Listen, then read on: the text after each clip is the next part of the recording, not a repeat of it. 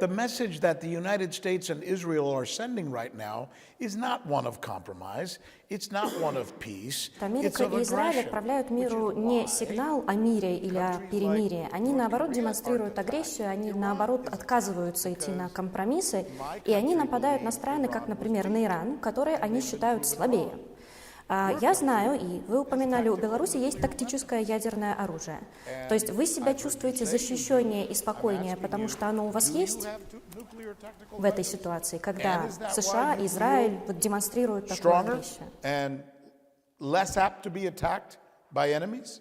Вы знаете, не от Израиля, где у нас очень много наших соотечественников, разумных людей. Там же уехавшие с Советского Союза люди живут, и дети их, и немало из Беларуси. Поэтому там достаточно нормальных, здравомыслящих людей. Я в целом говорю, прежде всего, о руководстве.